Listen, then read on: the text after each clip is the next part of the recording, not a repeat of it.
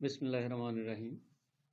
आज का हमारा मौजू बहुत ही ख़ास है, वो इस हवाले से कि आज हम एक नया मौजू शुरू कर रहे हैं। इस्लामिक मौजू है ये।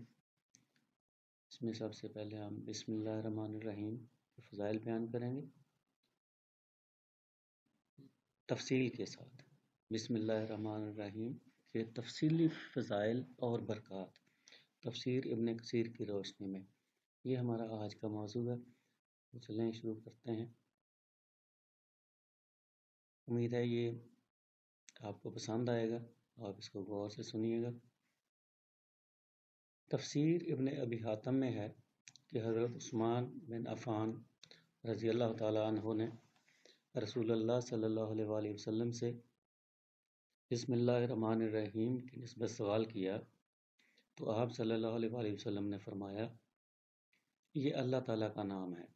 अल्लाह ताला के बड़े नामों और इसमें इस कदर नज़दीकी है जैसे आँख की स्याही और सफ़ेदी में। इब्न मरदुया में भी ये रवायत मौजूद है। इब्न मरदुया ये भी रवायत करते हैं कि रसूलुल्लाह सल्लल्लाहु अलैहि वसल्लम ने फरमाया, जब हज़रत ईसा अलैहिस्सलाम को उनकी वालदा ने मुअल्लम के पास बिठाया तो उसने कहा, लिखिए बिस्मिल्लाह।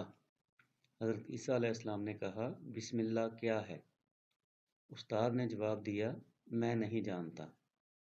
आपने फरमाया, बे से मुराद अल्लाह ताला का बहा यानी बुलंदी है, और सीन से मुराद उसकी सना है यानी नूर और रोशनी है, और मीम से मुराद उसकी मुमलकत है यानी बादशाही है। और अल्लाह कहते हैं माबूदों के माबूद को, रहमान कहते हैं दुनिया और आखिरत में रहम करने वाले को, रहीम कहते हैं आखिरत में करम और रहम करने वाले को। इब्न जुरैर में भी ये रवायत मौजूद है, लेकिन सनद की रूह से ये बेहद गरीब है। मुमकिन है किसी सहाबी से मरवी हो, और ये भी मुमकिन है कि बनी इसराइल की रवायतों में से हो, मरफू हदीस ना हो, वल्लाह आलम।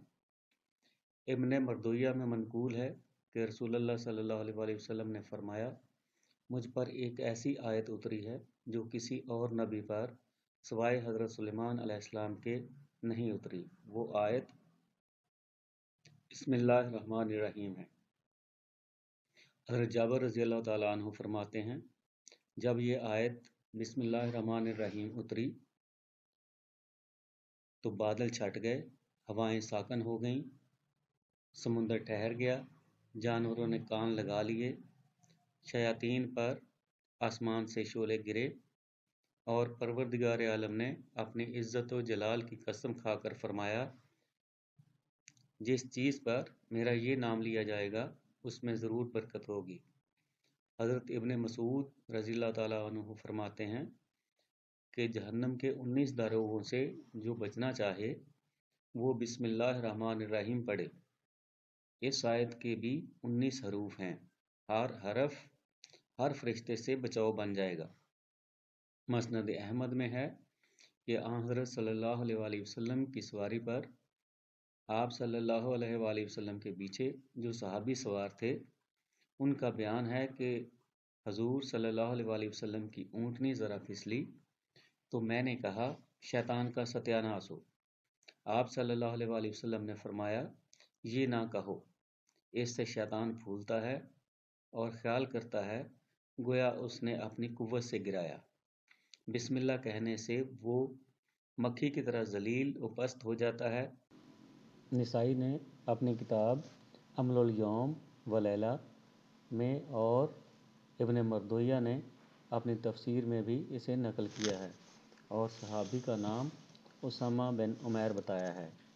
इसमें ये लिखा है कि बिस्मिल्लाहिर्रहमानिर्रहीम की बरकत से शैतान जलील होगा, इसलिए हर काम और हर बात के शुरू में बिस्मिल्लाह कहना मुस्तहब है।